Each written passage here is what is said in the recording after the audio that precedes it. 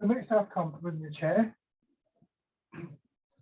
Sitting up to begin with, and then just to warm up, rubbing your hands together, and feel the palms of your hands get a little bit warm. Tapping over your face.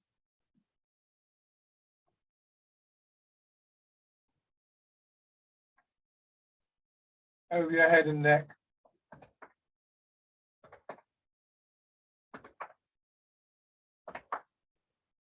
Down to one shoulder. Then your arm.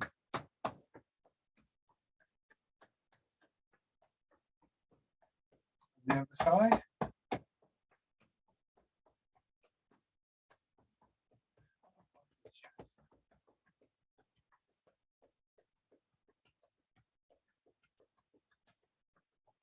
Belly.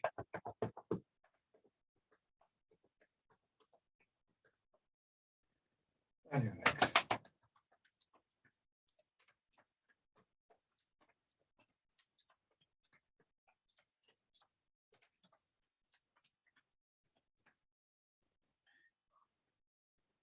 This is the change as you sit back. So feet out, just letting your weight settle in to the back of the chair and the seat of the chair.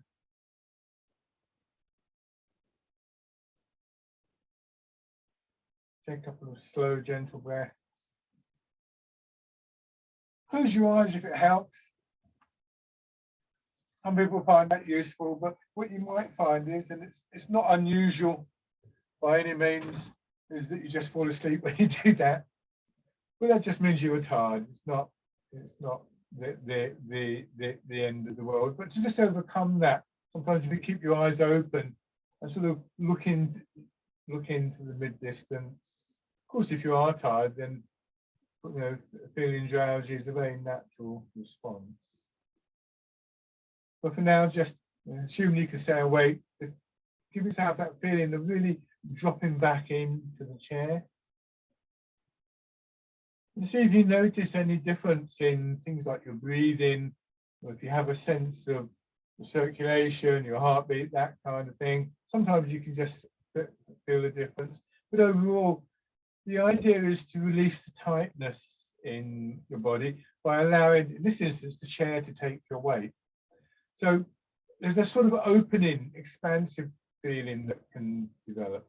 A bit like if you've been sort of walking all day, and even the most comfortable pair of shoes, the feet start to ache after a while. When you sit down and take your shoes off, it feels like your feet get a chance to sort of expand out a little bit, to open out a little bit. And it's that sort of feeling all the way through your body that you're looking for. And we start like this because this is a relatively straightforward way of doing this. So it's not a posture we would commonly use, and it's certainly not one where there's a great deal of movement, external movement. We don't do any of the exercises like this. But if you can just remind yourself of that feeling of releasing, letting go, whatever labels you care to put on it, then you have something you can take with you into the upright stances. So just think about what it it gets highlighted for you. What are the features of this particular posture that you would like to take with you into the next set of movements and postures?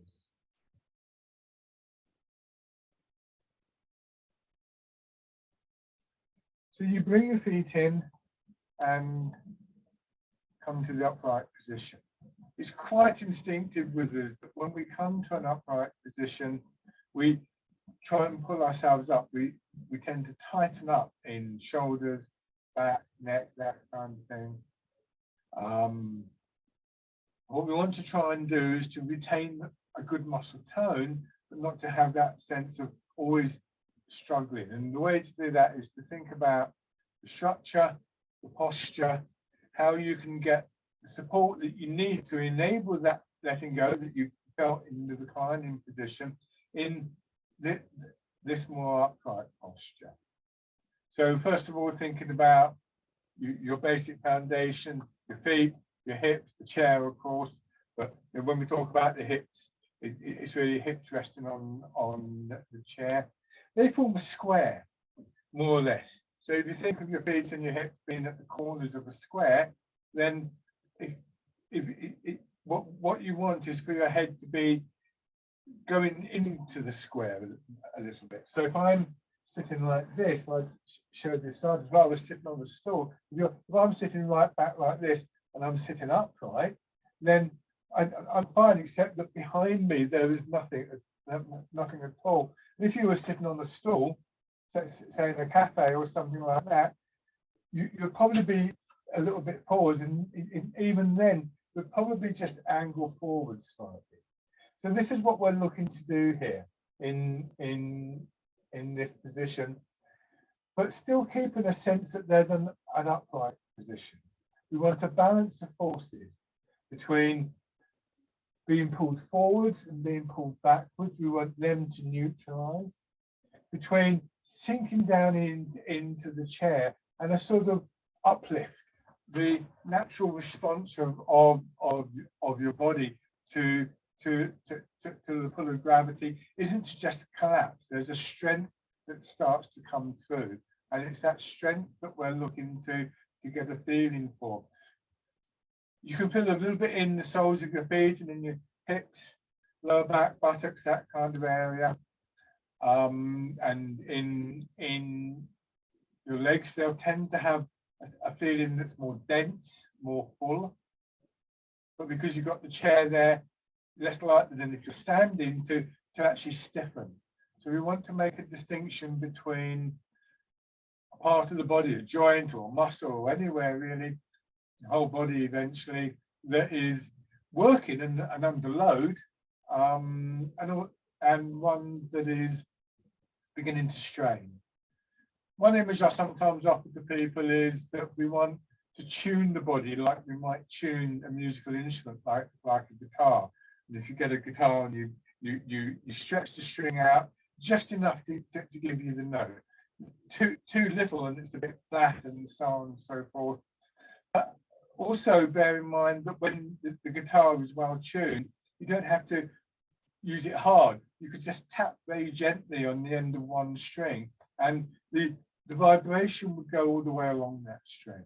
And one way of thinking of the energy within the body is that it's like a vibration going through your body. So you want a posture that allows that vibration. Say if for instance you picked your heel up and dropped it down hard, and it's quite there, but you can sometimes feel that going up into your back. We do it with two. You can feel a response in your body moving upwards. So we want to find a way to produce that quality, that letting go quality, that supple quality in the upper part of the body. And in the first instance, after we sorted out the stance, we would look for where that strength is within the body, within the upper body, this is.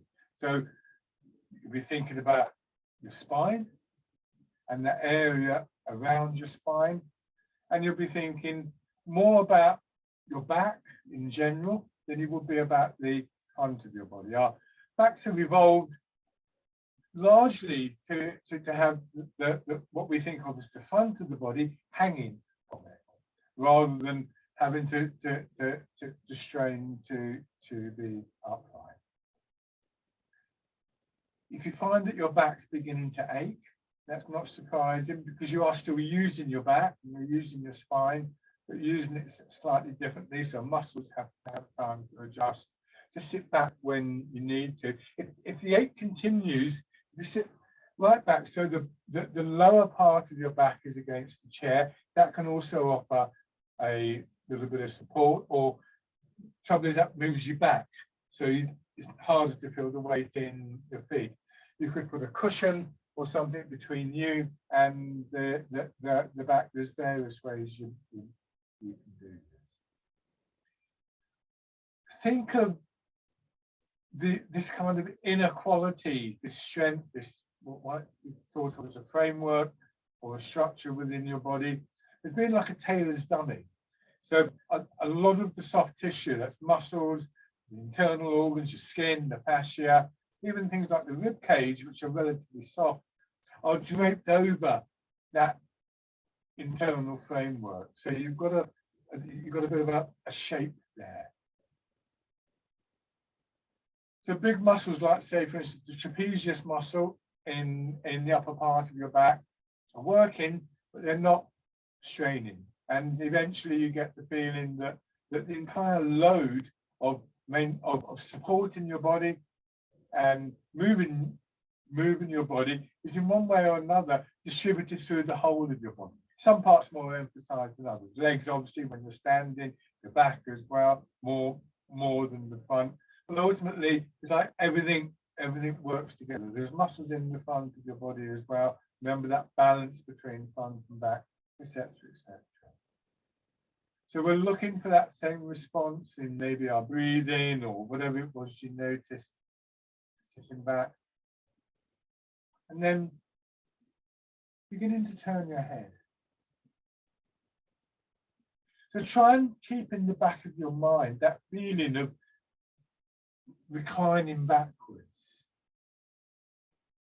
And one of the things that builds for us, I think, when we do an art like Tai Chi, is we improve our body's responsiveness to the mind, to our memories, to images, and so on and so forth. This is a natural function for our bodies. It happens all the time. But in Tai Chi and Qigong, we work with that and we develop it. So it may well be that some of the time, at least, just remembering that feeling in your body when you were sitting back is enough to cause your body to just move a little bit, to adjust a little bit to let that happen. So that's in the background. In the foreground, turning your head, feeling what there is to feel, which parts of your body are engaged with this. I mean, obviously shoulders and neck, maybe down a little bit into your ribs, upper part of your chest, your back, and so on and so forth. And then your shoulders, hands in front of your shoulders, and once again, where do you feel the movement resonating? If you've got a posture and your body, and the way I described it, is well tuned, as I put it, then actually doing this should invoke other movements. And in particular, it's useful to know what's happening in your ribs and your upper back. Perhaps begin to emphasize that a little bit. So you take some of the emphasis away from your actual shoulders, going forwards.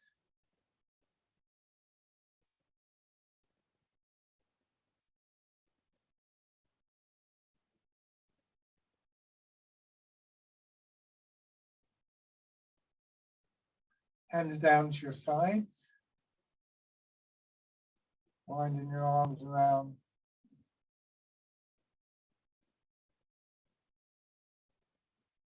Now, there's not that much movement. There's a bit of effort involved in holding your arms out, but not too much. So the rotation is something that may well again emphasize what's happening in your chest and your upper back.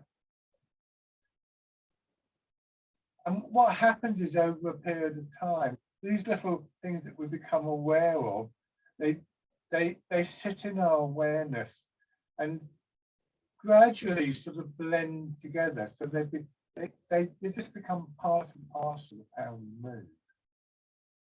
And then winding around. So effectively, when we do this, our arms are obviously involved, muscles of arms and wrists and fingers, but so are the big muscles of the chest and the upper back. So a much more relaxed movement in your arms, a smoother, more flowing movement, but also a stronger movement because you're using more of your body back the other way. And ultimately, that idea that we engage more of the body is developed in Tai Chi until we get the sense that no movement that we make is ever isolated. And one way or another, the whole body will make use of the movement. Now from here, tilting forwards. These are not purely mechanical connections. It's not just about joints and muscles and so on and so forth. Thinking back to this sense of movement, remember I described it as vibration. If you change the image and just think of your body slightly differently, imagine your body's full up with water. And if you've got a bowl of water in your hand and you tilt it to one side, you don't just get one part of the water move, the whole of the water moves. And then it would flow back if you turned it the other way, and so on and so forth. So that sense of the movement, again, is another way of thinking of the idea of the energy, actually pervades the whole of your body when your posture allows it to. So one way or another, as you do this, for instance, this is a good exercise to try this with because you're moving from your center. When you move your weight forward, you can feel the response in your calves, in the soles of your feet, in your neck, in your head, because they're being moved. And when you move back again, same kind of idea. So there's a sort of unifying factor that runs through our body, partly through an awareness of your body that is much more holistic. So rather than being concerned with a shoulder or a wrist or a leg, we're concerned with the whole of the body. And what we're doing at the moment is going through the various components of that picture. So turn slightly in the middle of your body, easing forwards.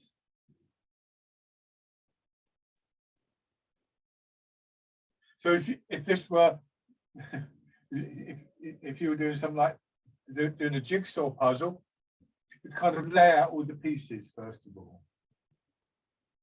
And so, in a sense, this first part of the session that we always go through is laying out the various pieces. Your weight transfer is one of the important ones. The weight's moving back in your hips, forwards towards one leg, more pressure in that leg, and then the leg pushes you back. And when you turn the other way in the middle of your body, so we feel it on the opposite leg.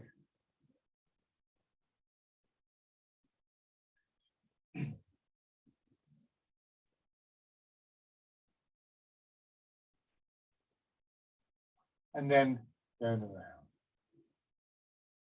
So you can also use these exercises to draw your attention into your body, to give you this sense of body and mind just gently moving together, very simple movement, but there's a very special quality, I think, that we get when three elements come together in Tai Chi. Go back the other way.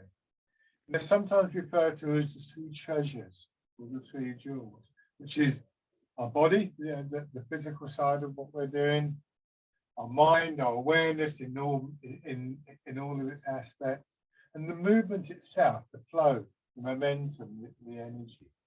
The body, mind, and energy coming together as one whole.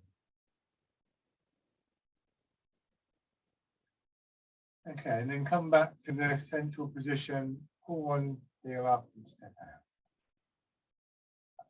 I think that sense of our whole body is one of the great benefits of Tai Chi practice.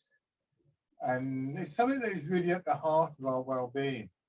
So these little exercises, I spent a bit more time on them today because I think sometimes you go so very quickly and not really appreciate them. And they can be really useful. And then bring the feet out. And then on the other side, they're easy to remember. You can't really do them wrong. They don't take very long to do. Do them in any amount of space. And you can have a very centering, grounding effect. and then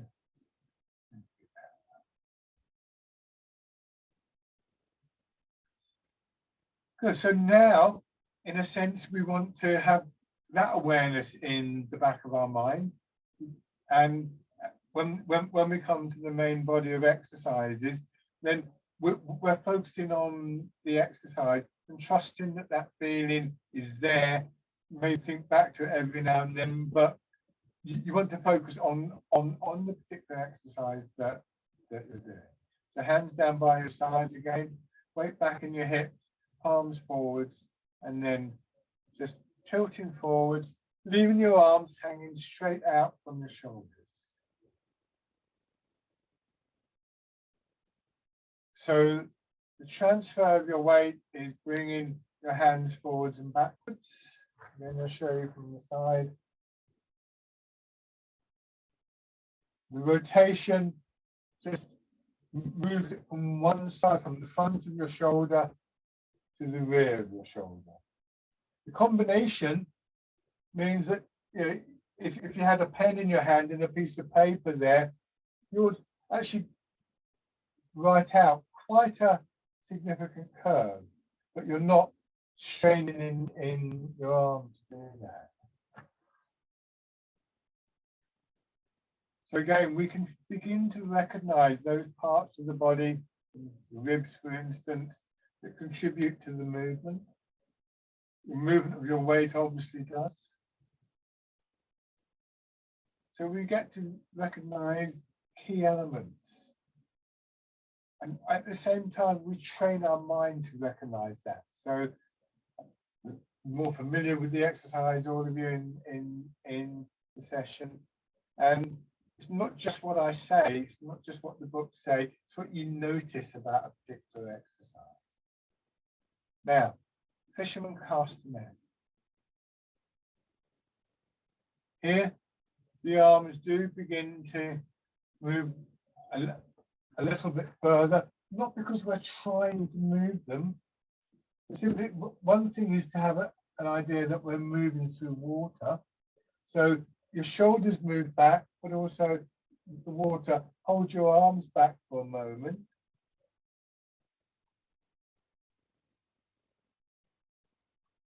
Because your arm is now swinging, which it wasn't in the last exercise, it's like pushing something on the swing.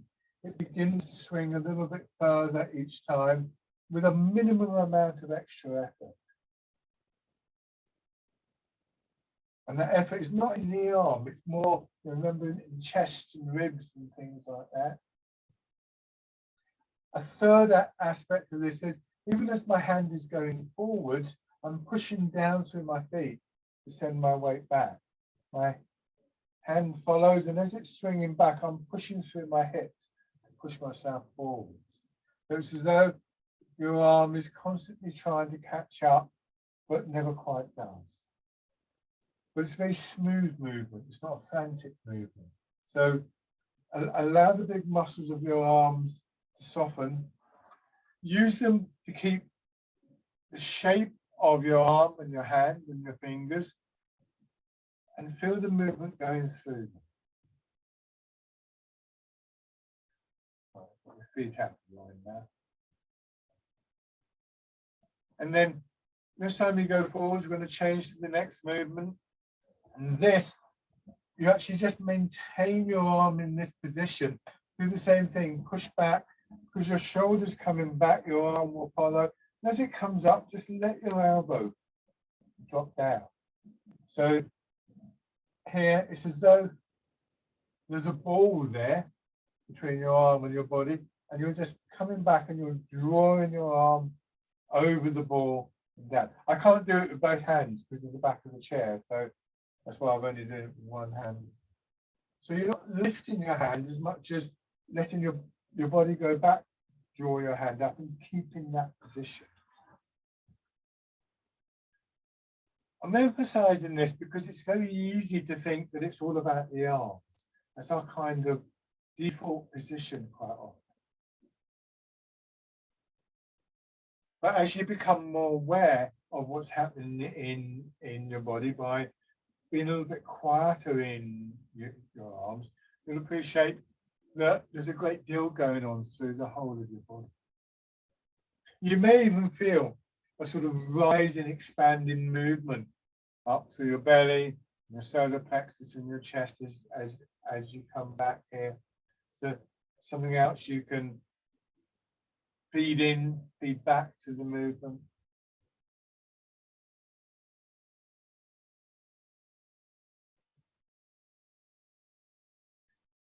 And then changing again.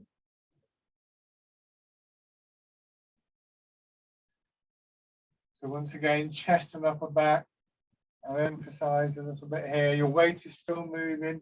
This is pigeon spreads its wings forward, so your weight goes more into your feet. A little push down through your feet. Feel your chest opening and your upper back as though your shoulder blades slide together. And then all of that reverses, all one move.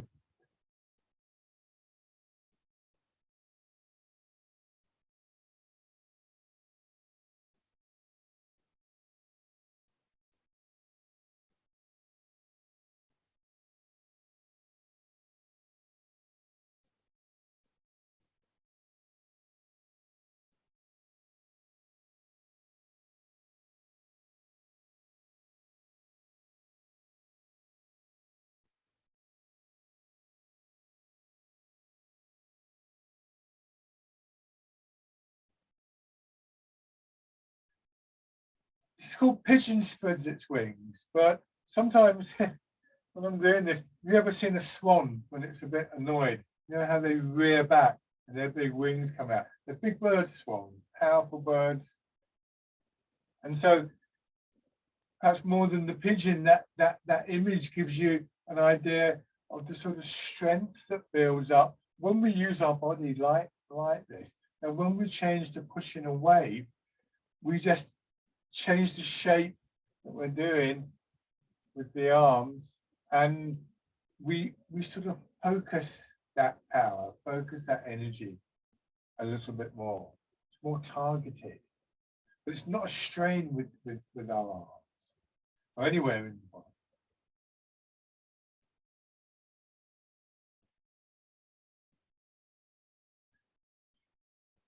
Again, we use the image of moving through water, and that helps with the development of that inner strength. And that inner strength becomes one of the qualities that helps to support the whole body.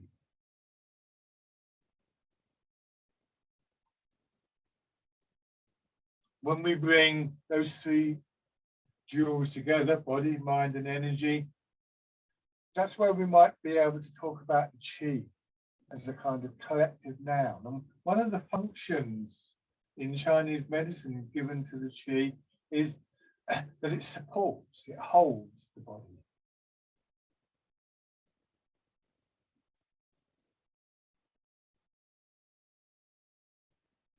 And changing, roll your fingers into a hollow fist, keep them down in front of your hips, and just rotate. In a way, this is much more focused than even the last exercise. If you think about the difference, then here, you know, if you push against something here, it's almost like pushing, you can imagine getting a hammer and just sort of like banging it against a wall or something like that. But when we do this, it's more like a drill. So it's a very, the rotation, your elbow comes back, not going behind the hip, but this movement really, you can imagine that your muscles in your arms are like elastic bands spiraling around your arm, and they get wound up here and they unwind. Wound up like a clockwork toy. You know, you wind you wind the spring up and then it does whatever it does.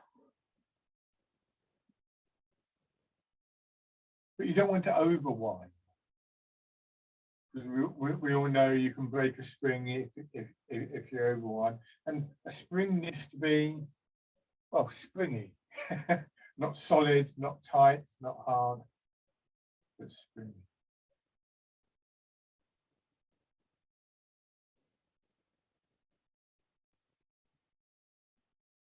and then winding your hands out.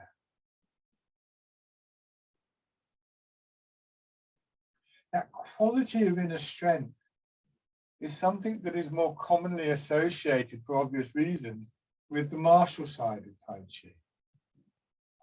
But strength is a strength, and it's one that, because it comes out of this harmonizing of the three jewels, it's one that affects all aspects, body, mind, and energy.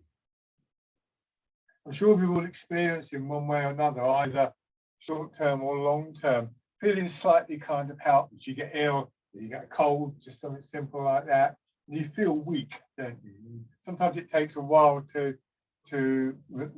recover from that. That internal strength can be very encouraging in circumstances like that. So it's worth thinking about and building these ideas into the movement. And then from here, turn your hands palm down, polishing the table. With this one, try and get a feeling that your hips are going back. We're extending forwards a little bit more, and our arms are going forwards. Again, I can only do this with one arm, but carry on doing it with both. So here, if I go too far, I'm going to tumble out the chair. In some ways, what I'm talking about is more obvious, I think, when we're standing. But if you can imagine somebody sort of takes hold of the top of your trousers or your belt or something like that, and as you go forward, they're pulling you back. So there's a counterbalancing movement there, which is really your hips yielding to the pull of gravity. And we want that feeling to become stronger the more we extend outwards.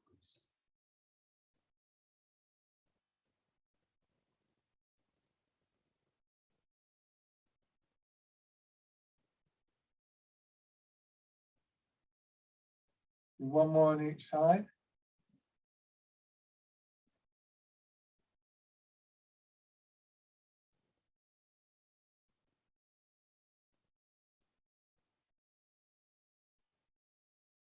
Letting your hands rest. Go back to this forwards and backwards movement. You push through your hips, you push through your feet. You push through your hips, you go forwards, go your weight dropping into your feet, push your feet down, you go back into your hips. So we have this movement forwards and backwards.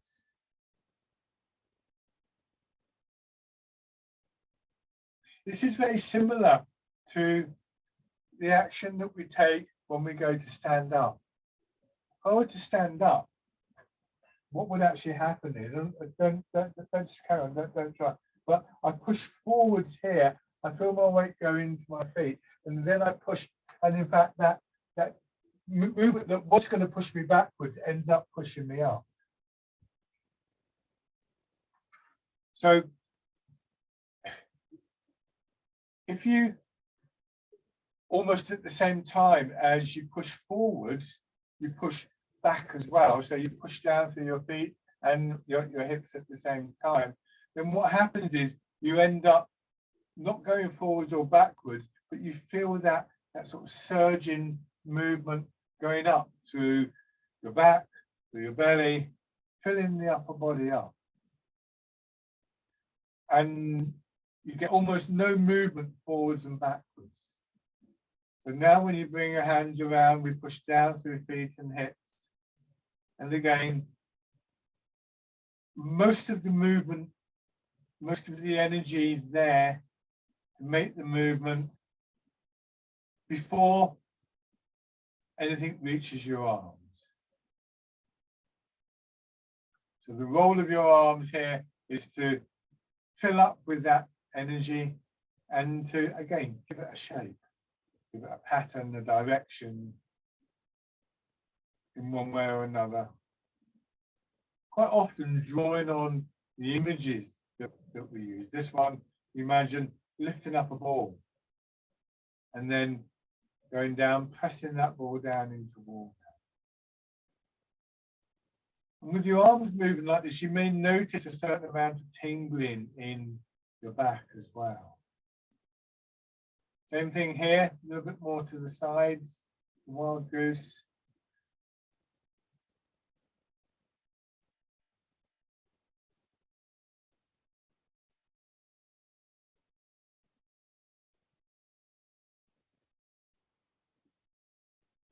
Maybe aware that, you know, as your arms come up, your ribs separate slightly and so on. But there's lots of things going on. The question is, what do you recognize? What can you bring in to the whole picture to complete it just a little bit more? Same here. Here you go forwards a little bit to let your hands go in front of the knees. Heart in the clouds.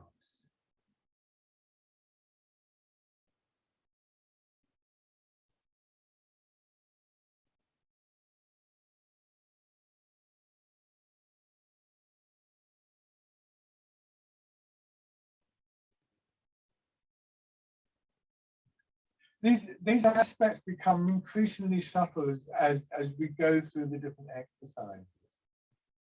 Become less and less obvious, certainly less and less visible. So now change into dragon plucks the stars from the sky. On one side of your body, that gentle press down translates into your arm being pushed up, and then the wind around and you draw down. Move your attention to the other side without rushing.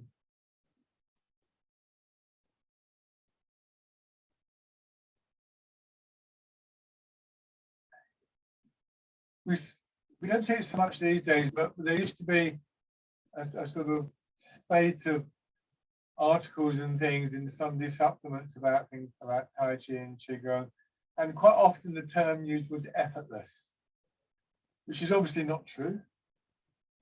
What it really is a different type of effort that we're making. It's not an effort, it's not a strain to move your arm, to struggle to get your arm up and to do whatever you need to do to get your arm higher than your head and so on and so forth. The effort is in recognizing the value of that full picture of the body. When one part of your body is engaged, the whole body is engaged. Can you sort of take a moment just to push down through your foot, through your hip, to produce that surge upwards, for instance?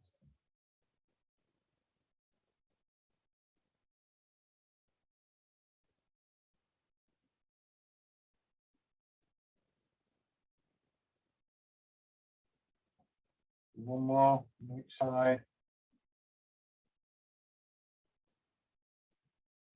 Still underlying it is this overall quality of supple elasticity through your whole body.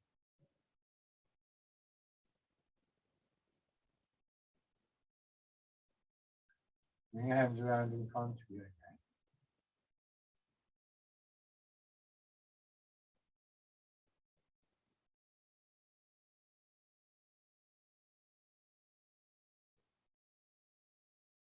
Pushing in two directions, taking your time to come back.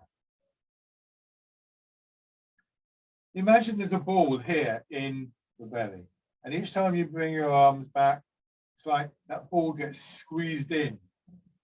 And then what will happen eventually is it will start to expand out again, and that pushes your arms out. And then as you come back, it's as though that ball's been really squeezed in, and then once again it expands. So again, we can feel a dynamic that underlies the movements that we see.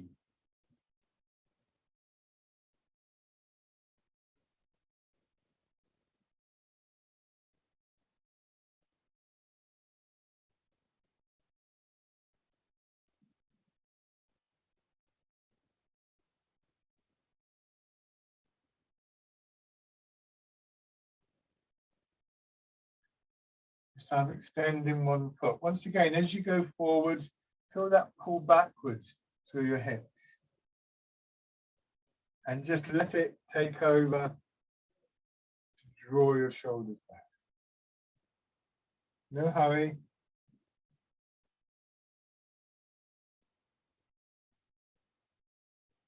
scooping the sea and looking at the sky.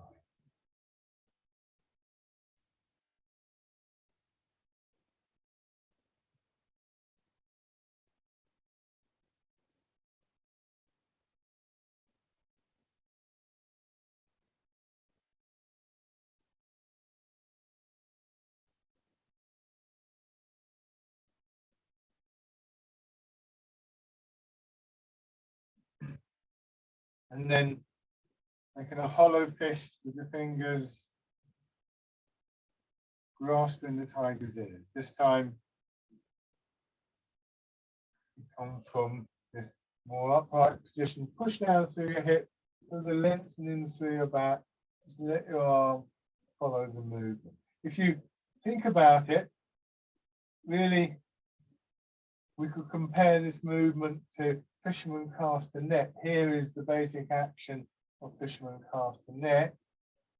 What we want to do is you just open the hand, turn it palm forwards, and feel a bit more of a push upwards, which draws your arm up on a diagonal line. So rather than swinging forwards, you're moving like this. That's exaggerated, of course, and one more time.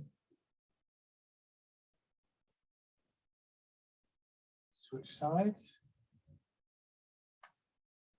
And scooping the sea and look at the sky.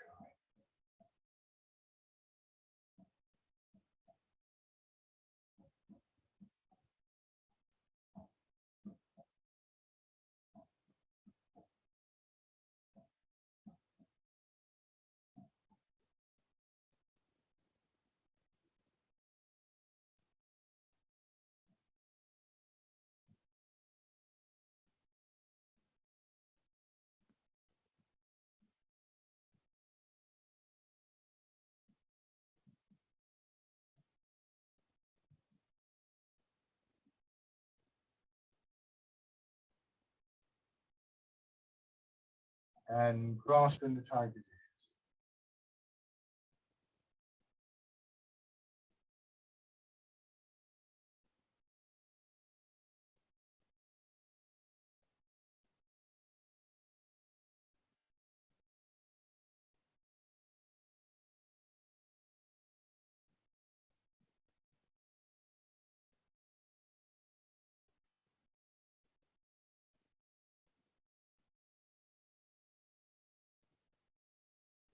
And then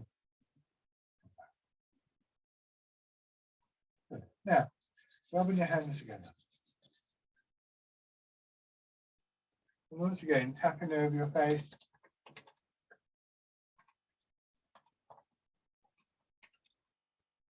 Your head and neck.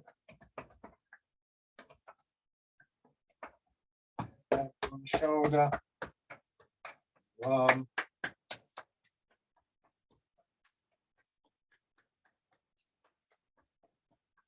The side.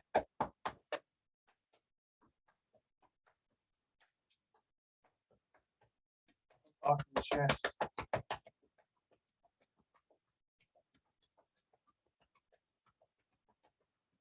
Belly.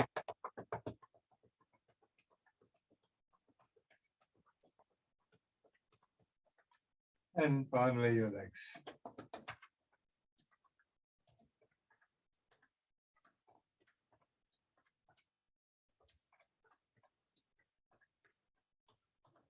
And then I'll put my hand on my knee so you can see what I'm doing. Push your knee up.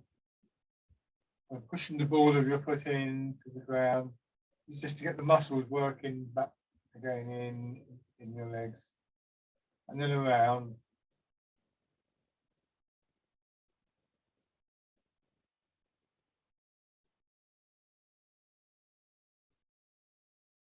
Good. And on the other side, pushing up and down.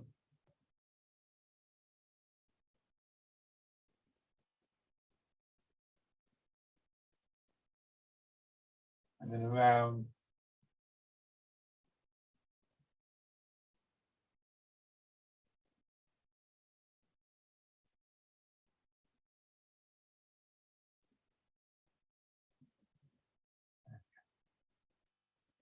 And then stand.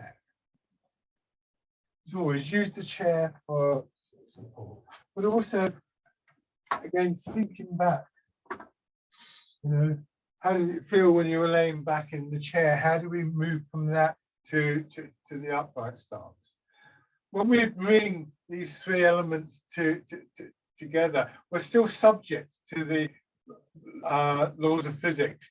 You haven't suddenly sort of developed superpowers or been bitten by a spider or something like that. So it's no good thinking, well, you know, you can stand like this and your chi will support you or something like that. Gravity is still there, you're still being pulled over, and so you're still straining against the pull of gravity to prevent yourself being pulled over.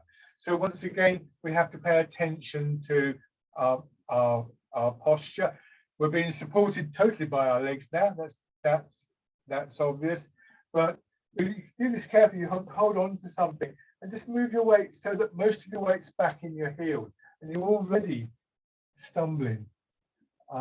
So our standing position wants to bring the weight more forwards. The ideal position just behind the ball of each foot, but this makes you feel as though you're angling forwards, which can be quite good. If you want to take a step, if you want to walk down the road, tilting like that actually helps you to take the step, which is good.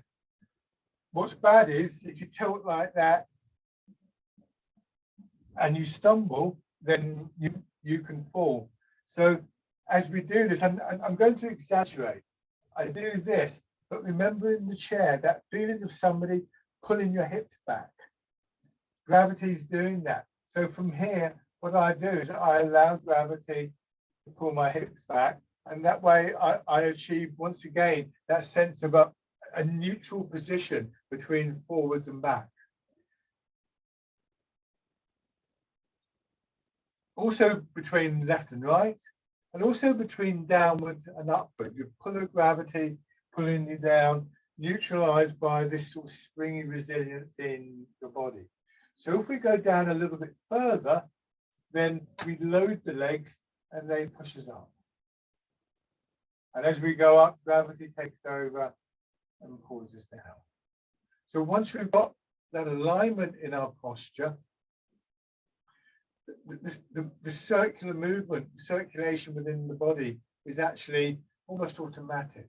So bring your hands around. We'll do a little sequence of three. We'll string rooting down this exercise together with the wild goose and then heart in the clouds.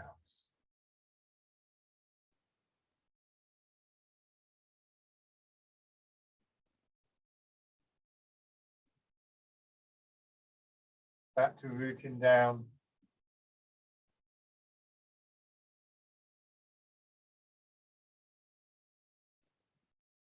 Wild goose.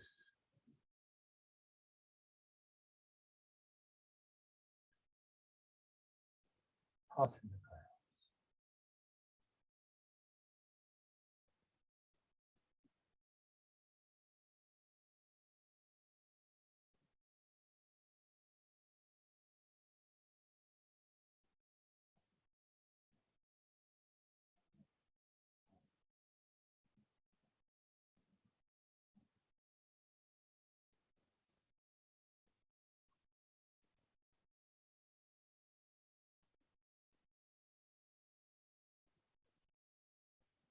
So one more time.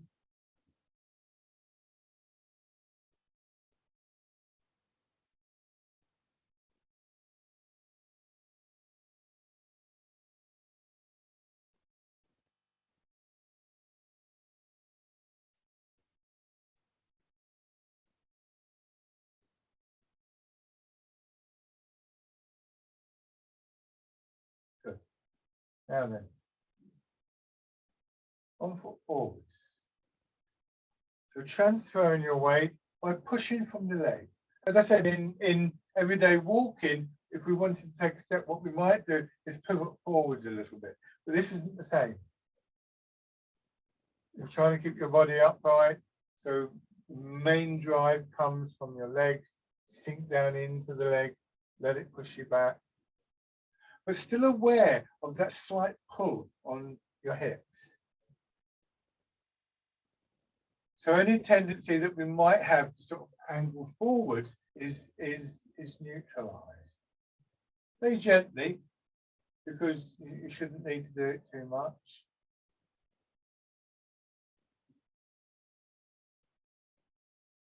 Then we begin to raise our toes and our heel. Now it's very tempting when you do this to use your shoulders. This and this are very common. But again, you don't need to. It's just a simple flexing and extending of your ankle. But more of your weight goes into your leg. Until eventually, say you go into your front leg, you can just gently pull the back leg in and push it out again. Don't think of standing on one leg. Think of aligning yourself over that leg and be aware of that pull of gravity down through your hips to help you maintain a line over your leg. I've begun to think of that awareness of what's happening in our legs as a sort of potential brake for us. Brake as in the brake levers on a bike or brakes on a car. Try that on the other side. If you ride a bike or if you drive a car, you'll be familiar with, you know, sort of like you're going along and you come to a junction or you come to a queue of traffic or something like that. And it's quite instinctive after a while. If it's a bike, you just let your fingers drape over the brake levers. If it's in a car, you sort of take your foot off the accelerator and you cover the brake. You're getting ready to brake so that you're in position. And that's really what the awareness of that pull back on your hips is. It's just a little bit of preparedness so that if you need to put the brakes on, you're kind of halfway there. Raising your toes and your heel. So that's one of the important ways that this exercise and the stepping that we do in Tai Chi, I'm starting to go into that now, brings to our everyday walking.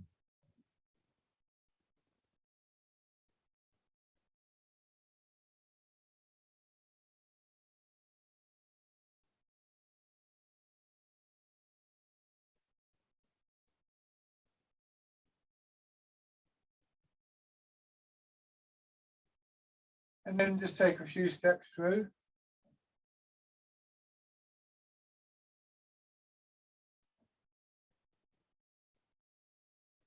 That same feeling of being drawn downwards, releasing, that we had in the chair when we were sitting back. Change direction. Have that intent to feel like that. And just notice if you maybe thinking of that makes you just soften your knee a little bit or relax your shoulders or something like that.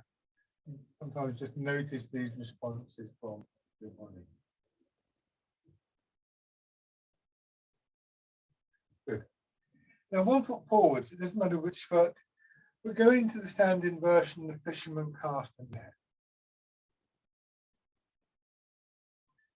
So even as I get to this point here, as my arms go forward, I can feel my hips dropping back and eventually they'll pull back here. More obvious, I think, in the movement from front to back. But here you can also feel your hips being pulled down and then the movement forwards.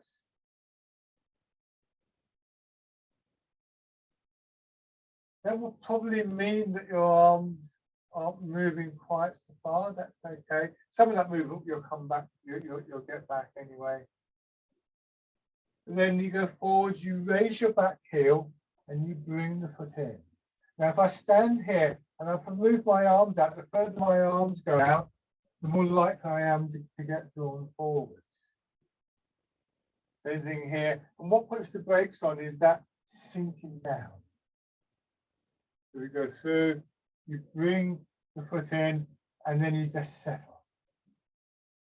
And then you step back, raise the toes, bring the foot in, and reset.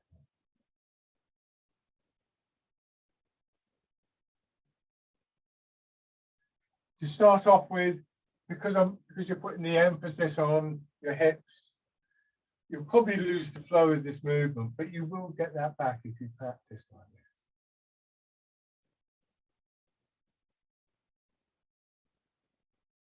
And this is a good exercise to do it with because it's relatively simple. Some of the ones that we do can be a bit complex, but if you practice this exercise in this way, then it'll become a habit, this sinking down of your hips, allowing your body to drop. And then on the other side. And I'm emphasizing your hips because it's that part of the body that you really want to drop. And also because if you think about your hips, as we've noted before, that helps you to stay upright without straining. And one of the things that will block this movement and throw everything out is this sort of stiffness in you can say that's I'm already, so I didn't mean to do that quite that much.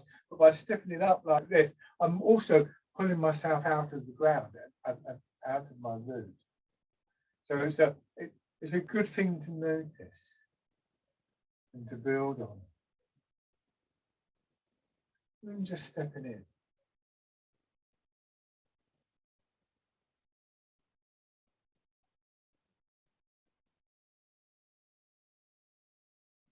We gradually, through awareness really, and through the physical practice, we gradually change how we're moving. We bring things into the ordinary act of walking, of taking a step, but perhaps we haven't considered before. And there are things that help us to remain more stable, but also more comfortable as we move. We're not putting the same kind of effort in. We're not straining. We're not stiffening up. That's quite the opposite. Walking becomes more fluid in that sense.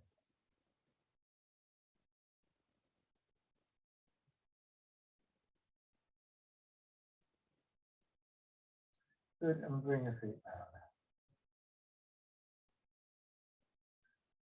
Okay, find your chair again.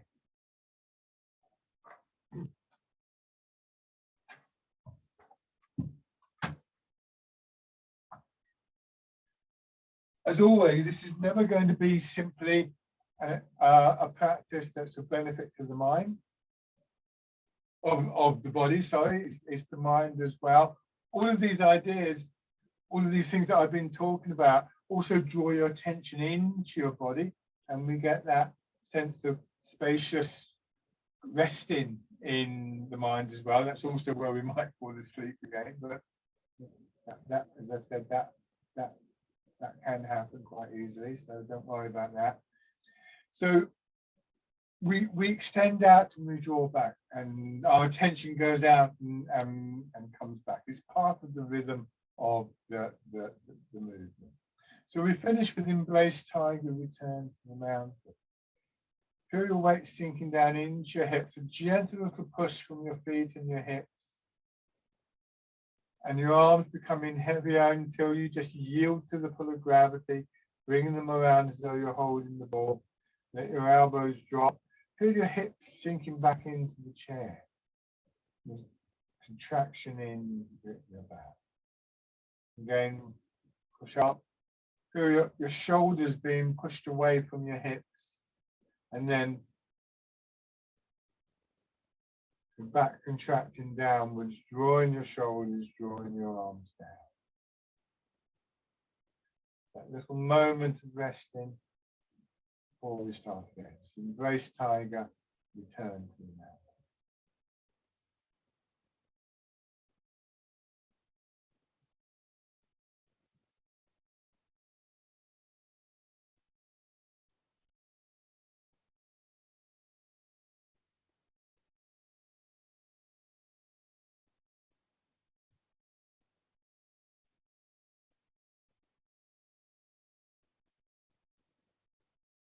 One more round.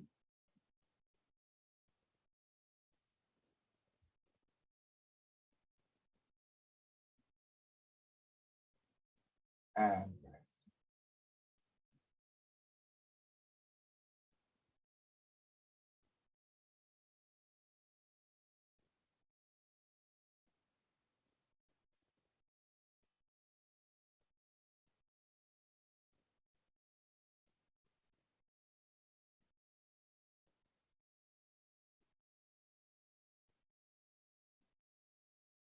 Okay. Open your eyes if you have them shut. Well, that went very quickly. Thank you very much, everybody. I hope that was useful. Thank you.